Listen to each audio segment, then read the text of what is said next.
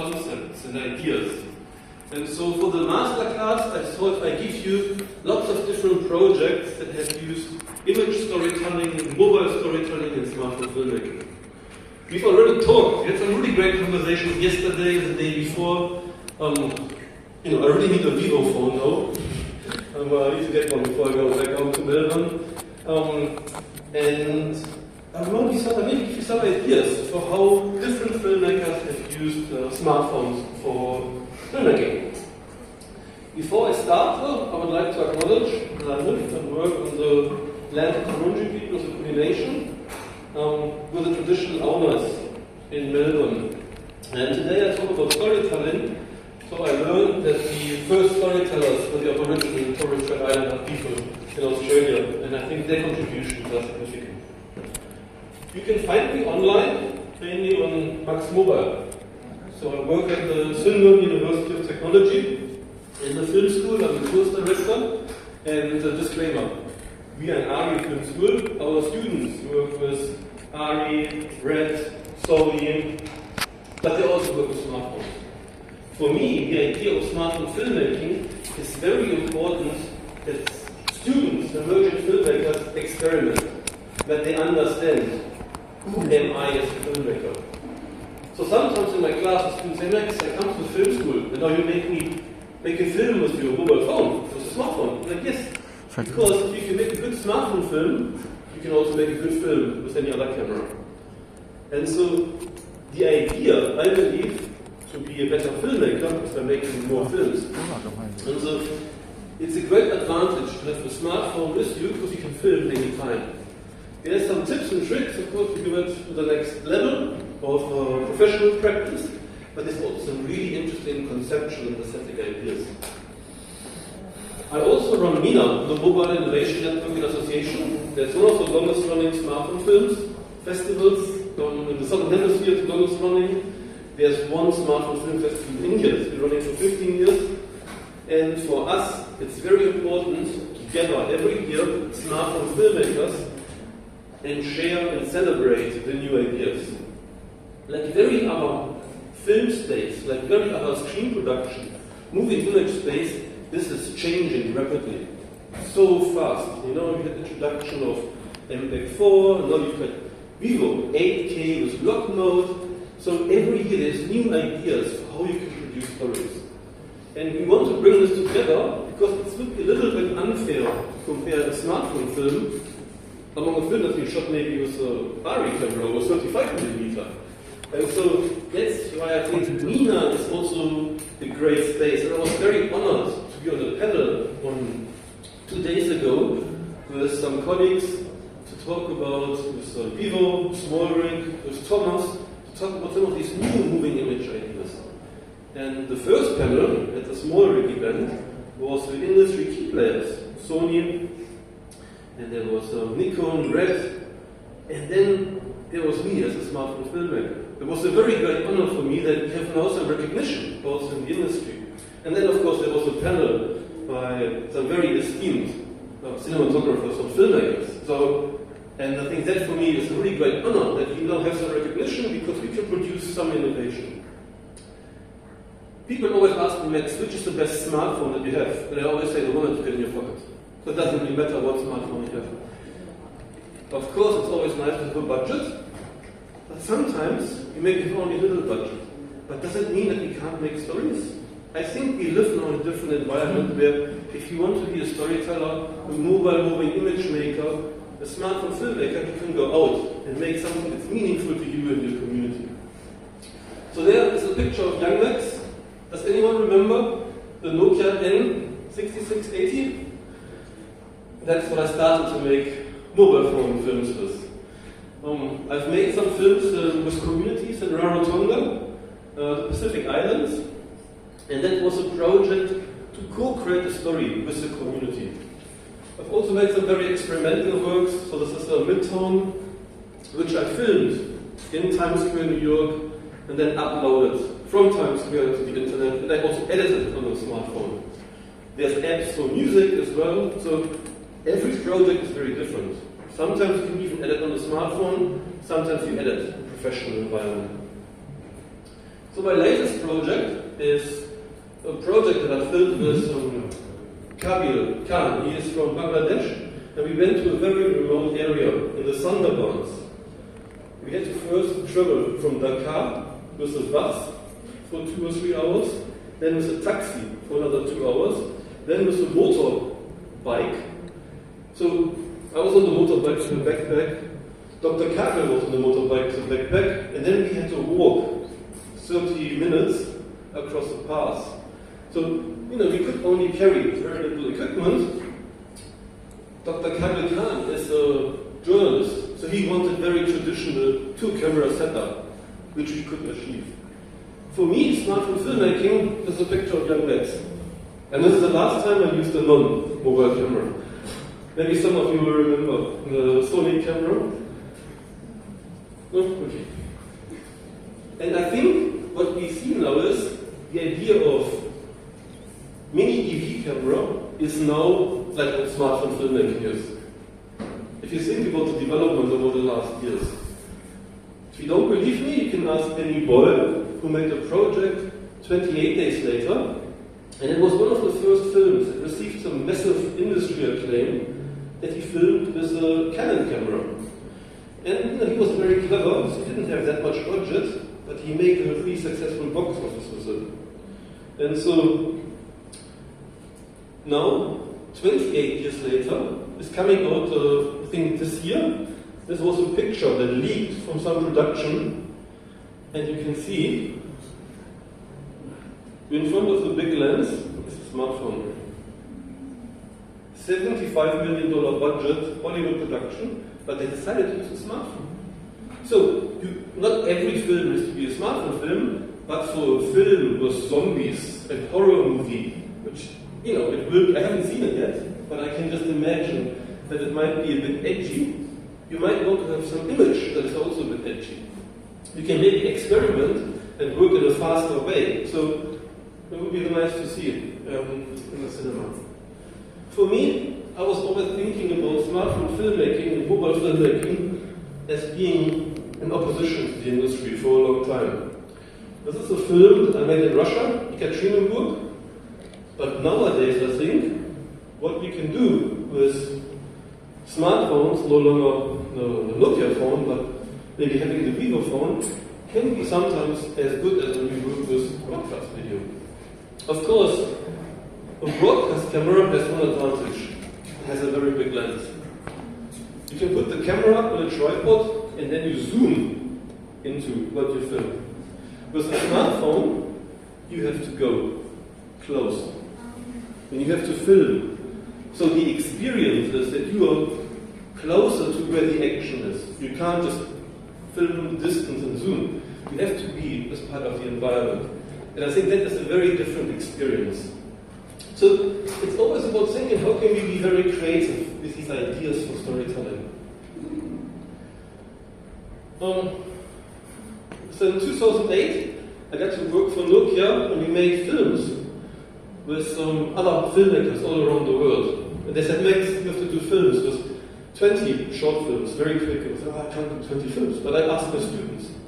So also one time we get lots of phones from Nokia, camera phones, and we gave a camera phone to each student. They were very happy. And we made films about London.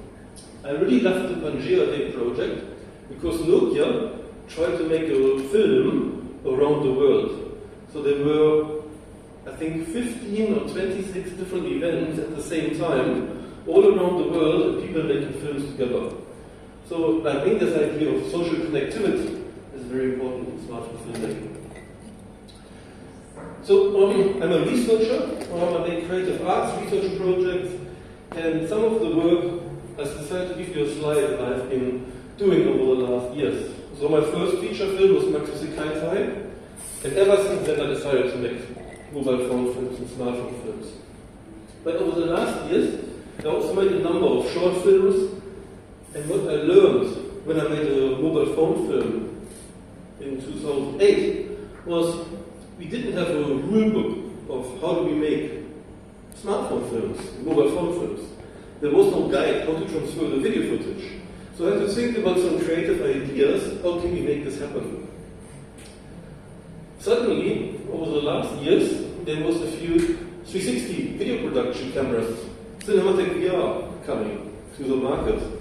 And there were all these 360 video cameras, but no one really knew how do we film this. And for me, that is very interesting, because you can suddenly think about the editing. If you film with a 360 camera, all your shots are at least one minute. If you normally film, you edit after 20 seconds maximum. So for me, it's always very interesting, even if I go back to make a smartphone film, how can I work with some of these new formats? I also made a vertical video, and for me, it was very interesting to think about how does the framing work if I actually work with vertical. So it's a creative provocation to make me think about the process of smartphone filmmaking.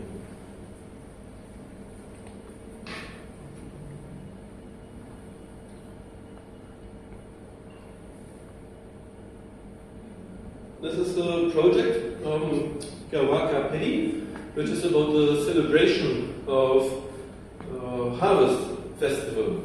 Paddy is rice in Sarawak, Malaysia, in Borneo. And I was working with one of my PhD students, Augustus.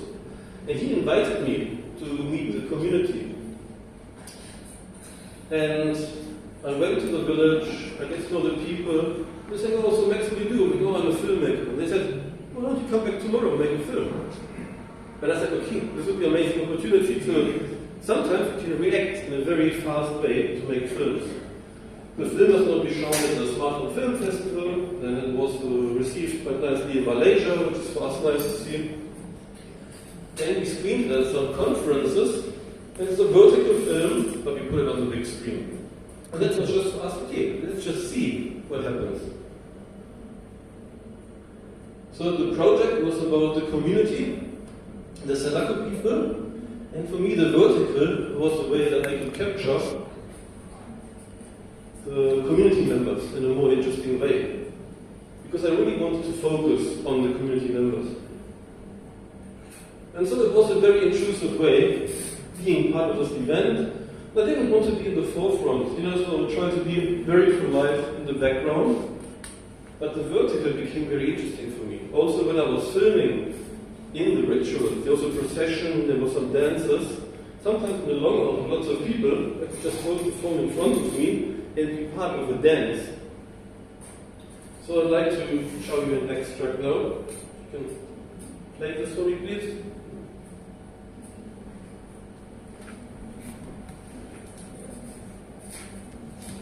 Thank you, Shishi. The idea of Tara is to make sure that these different villages are still connected, although they are far from each other. In the Salako community, this big festival, Gawa itself is the main festival. Paddy has their own rituals and their own celebrations.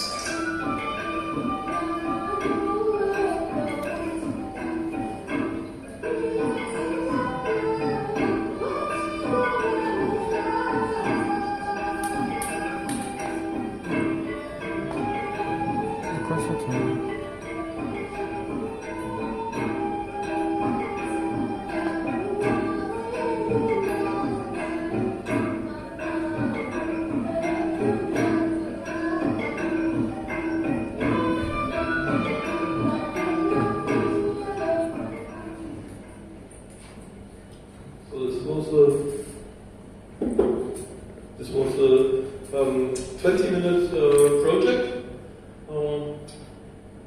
and I think sometimes the idea of spontaneous filmmaking is very important for me.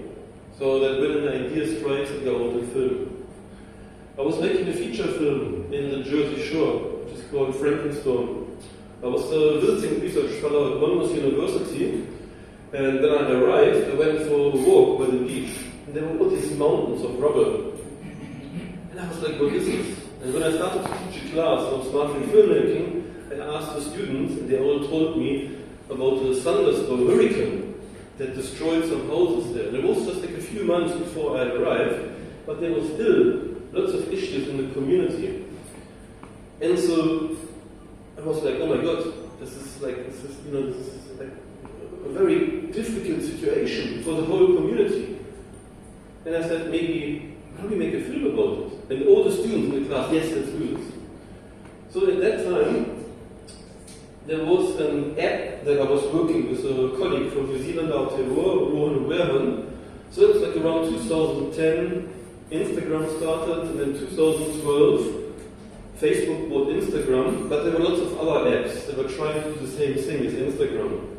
And I was working with Rowan, and he said, Max, if you want to do a project, just use this app. So we used this app, and we sent this to the students, and the students sent it to all their friends. So for the feature film, 65 minutes, location scouting was done in 2 days. Because they shared it with their friends, and they put the likes up, where we should go and film. And then the next week I was in the class, I said, okay, we should go and film. My colleague, that Anna Massoni, she's now the director of Houston Photography Center, she said, Max, I'll pick you up tomorrow, we go out and film. So we drove around the Jersey Shore for 2 days, found all these people, 4 days, and collected all the footage. Sometimes we were doing interviews in cars, because people had no more homes. Sometimes we were doing interviews, in some houses and couldn't go inside. So it was a very quick way to work. And for me, the interesting thing it was not me as a filmmaker selecting all the shots, but the community telling me which films, which shots, which locations to choose for the film.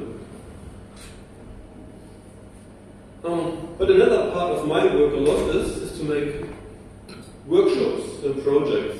So I'm doing lots of presentations, master classes, and try to inspire people to think about their smartphone as a storytelling device. So then sometimes we make a presentation that, like now it's Molrick, it's a professional film festival. In the middle you can see there's the Kilda Film Festival. And some of the documentary filmmakers just didn't know that you can connect, for instance, XLR microphones to your smartphone. There's connectors to these things nowadays. Smallrick has some very good cages. You can put your smartphone and gives you more stability. ND filters. All the things that you might require. I do workshops also with young people, and we did a project recently with senior citizens to help them to connect and understand how to use social media in a meaningful way. So this is the book, Smartphone Filmmaking Theory and Practice, and I try to review what happened in the last 15 to 18 years in mobile storytelling and smartphone filmmaking. We already talked. People know about Sean Baker, Tangerine, a fantastic film, very good, and I think also very clever. It's a street-style film. He's following the actors very closely. Steven Soderbergh from Hollywood. $2 million budget. He also used a smartphone. And there was a filmmaker in Cannes, Lalouche. He also produced a feature film on a smartphone. And the interesting thing there for me to see is that some of the directors are now also cinematographers. So Sean Baker was director and cinematographer, and so was Steven Soderbergh, and so was a colleague in France. And so we normally have sometimes a showrunner, where you're a producer and a writer. Sometimes in New Zealand, in smaller countries, we had lots of times people that write their own films and then direct them. But now we can see a shift in the industry. There's also lots of directors being cinematographers. Which I think is, there's of course other examples where this happens, but this is like happening in the industry. But then I'm also very interested to look what happens in the world of smartphone filmmaking. So I did some mapping, and I realized there's quite a few smartphone film festivals around the world. So this was a map from, let me check my notes, I think 2013, 14, 1 second, don't tell anything wrong. And I had to do a new map, I just every 3 years, where I look mainly in Film Freeway and submission sites, and then see where are different smartphone film festivals. 2012. Then I looked in 2018, and you can see there's so many more smartphone film festivals all around the world. And in the book, I also looked at who were the directors of these smartphone film festivals. And one thing that I noticed from the Smartphone Film Festival that I'm very passionate about, SF3 in Sydney, the Smartphone Flix Fest, Mobile Motion in Zurich, and Karl Bardosch from NYU University in New York. They are also filmmakers. So they are making a Smartphone Film Festival, but they are also smartphone filmmakers. So very much similar to me, because they want to create an environment, an opportunity for their colleagues to share films.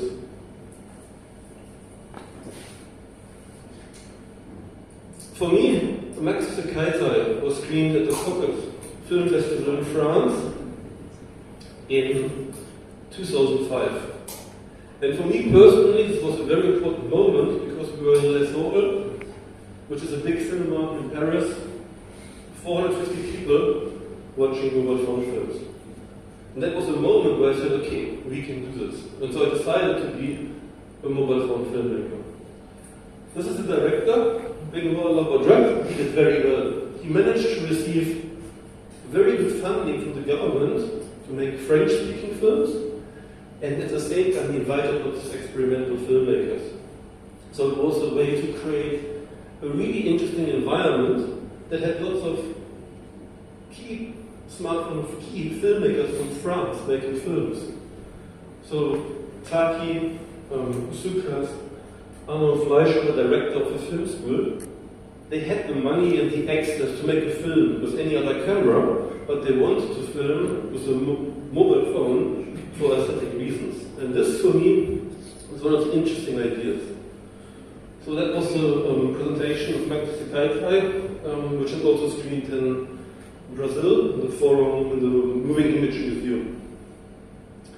You can still see the film in the Image Archive in Paris, so which I think is a really fantastic recognition. And so, of course, when I was filming in 2008, I was working with 3GP footage. So there were some really small files, and I used lots of split screens. And I tried to make this film not become a film that looks like a DV film or like a digital film, but very like a mobile phone film. So I worked with Pixel. And it's also very much a self-reflective film. So for me, an inspiration was Kiya Bertov, the man with the movie camera. Making a film about me being in Japan, making a film about Japanese cities. Can you play this clip, please?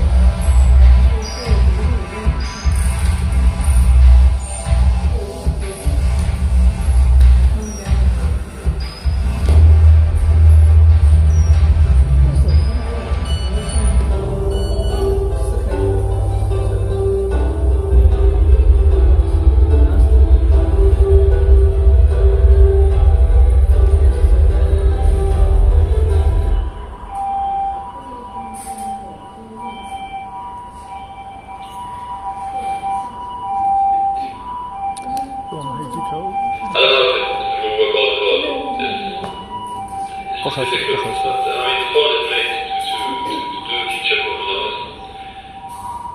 Well, yeah, of course I did it before, but yeah. Well, yeah, I started now, so what can I do? Yeah, let's finish. We'll see what happens. Okay. Yeah, I'll talk to you next week. Bye.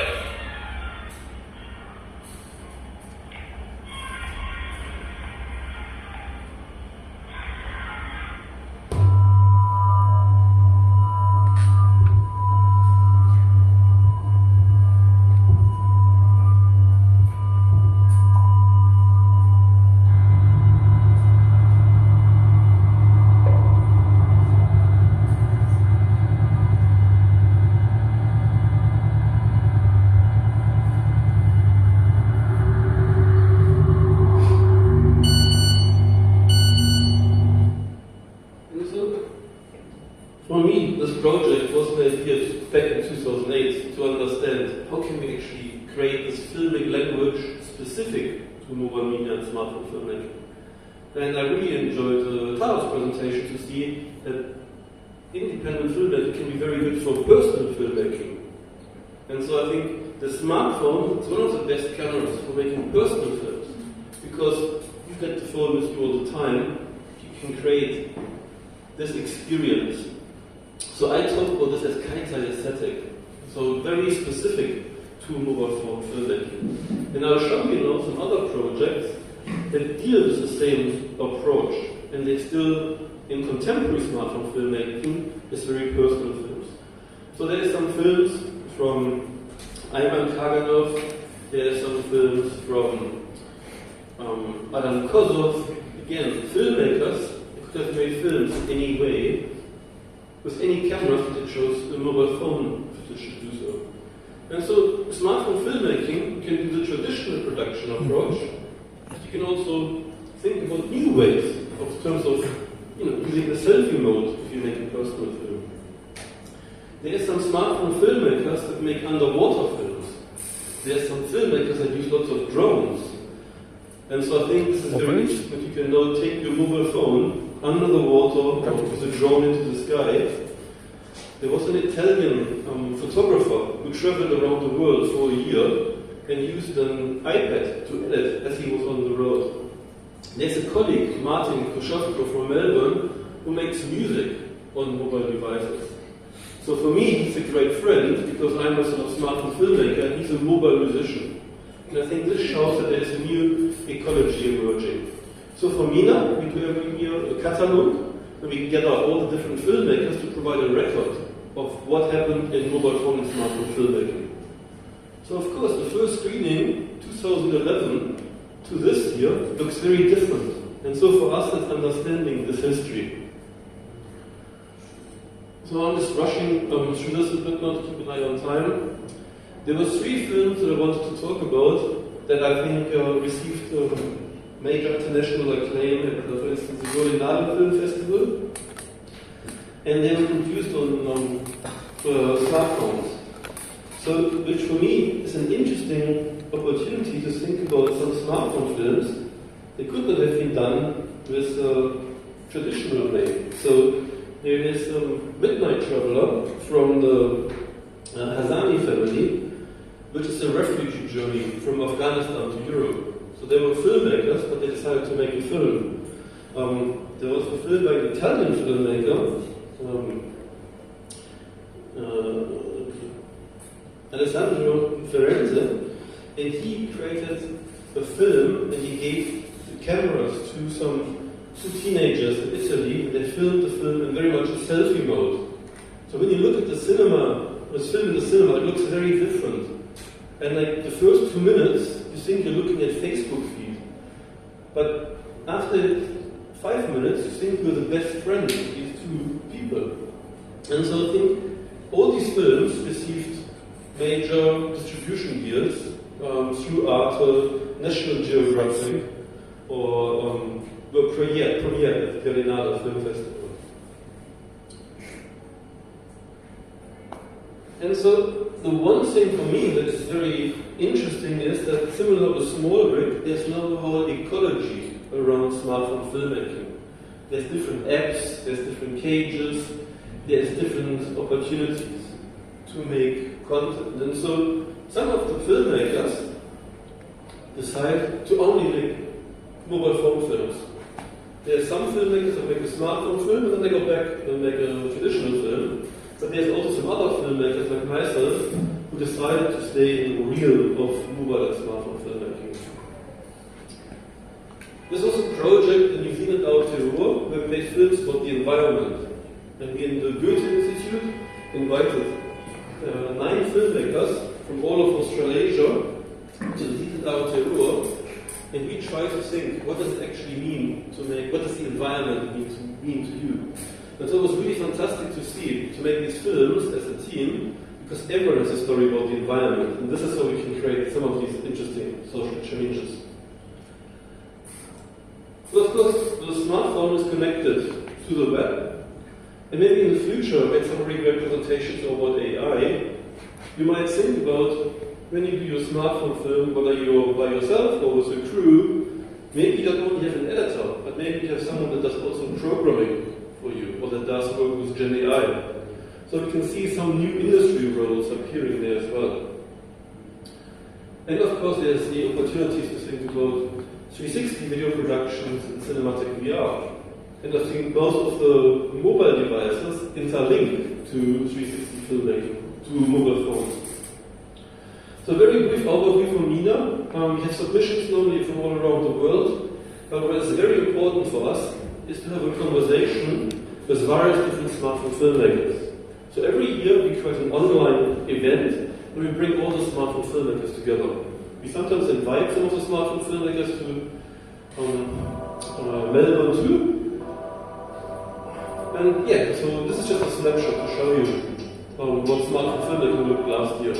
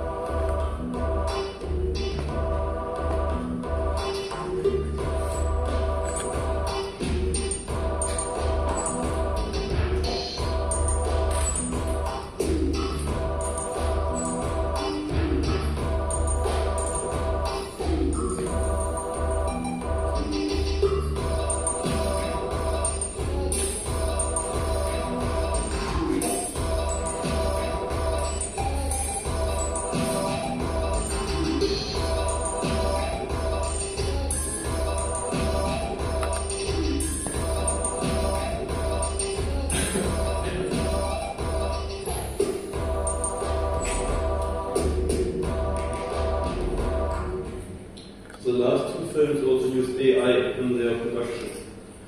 For me, it's lots of work. And sometimes I'm like, okay, I've done 10, that's it. And then people tell me, Max, when's the next festival? And I'm like, okay, in November.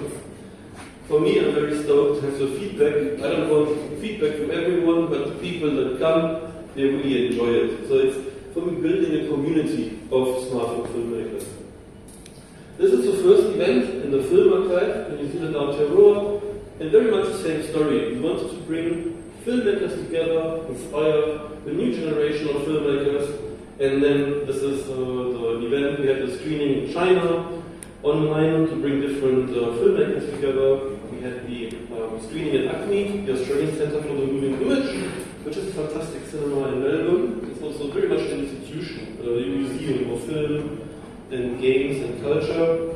And for us, it was a really important environment to demonstrate what is happening in mobile and smartphone filmmaking. We invite colleagues from SF3, which is another festival in Sydney as well. And we really like to have an Australian and international representation for these films. It's a bit like a small rig at MENA. You can say the person next to you might be a filmmaker too. And so for a public event, this is of course fantastic because some of the people come and they can see their films on the big screen. So I think that will provide some really great opportunities for them. We also have edited a special issue in the Sidelines Journal, and there is a trailer for some of the exciting smartphone films from MENA and SF3, which is freely available online. So if you check this link, there's just a snapshot of what happened, the best of the last 10 years really. We're also now working with Sideboard to create a streaming platform that is based on a Web3, so that everyone gets an NFT for the submission of the films. And for me, the NFT is the idea of you get a laurel for your film festival, but I think NFT is like a digital way to do this. So we're sort of exploring some of the creative ideas as well. I think we're running pretty much out of time, right? So I think for visual storytelling, I just really wanted to say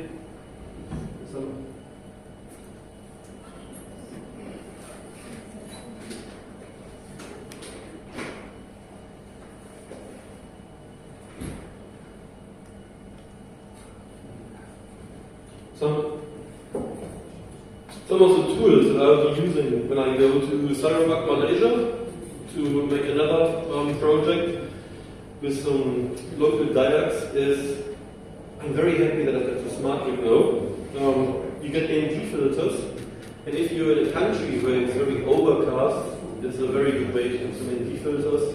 So for me, this is a very useful tool. And also, it gives me really some stability for filming. So that means I can hold the phone, I can use my arms as a tripod, and it gives me lots of stability when I do the filming, when I'm on the location. And I really enjoy working with it. So I just had it for a few weeks. It looks like the thing that I want to have. I really like it. It's modular, because if you get a new phone, you can just use the same kit. And I mean, there's cinematographers here in the room, so you will know about this. But I think, yeah, the ND filters, they give you like an additional edge. There's also the CLP filter, so you don't have reflections in windows and lights. If you don't know, if you're not a filmmaker, it's like you can say sunglasses for your camera. And so this way you can be out and about, and you can adjust them. So with the older ND filters, you always have to put 2 or 3 together. The small rig one is very good because you can just change it. So it gives you a few more f-stop. If you film with lock mount, you get more dynamic range, so you can keep pushing the image. So it's a space that's really interesting. It's a space where I'm constantly learning because development of technology is moving forward. But if you want some ideas, it's all in here. All the films that I talked about, they are written in very much detail in there. So if one of the films was of interest to you, you can check them out. To give you some ideas how you could create a film conceptually, in a new way of storytelling, aesthetically, personal filmmaking. And so I always say, not every film has to be a smartphone film. Of course, not every film. But if you're filming with communities, if you make a personal film, if you're filming on location, maybe the smartphone is your camera of choice. So, Shishi, thank you so much for giving me the opportunity to talk to you a bit about my own work and share you some ideas. Hopefully it was some inspiration for you. And I want to thank the organizers again for a really fantastic event. I will go back to Melbourne, Australia on Monday, and I have lots of inspiration for the future, making new films with small rig. Thank you so much. Thank you. 面演讲，大家还有没有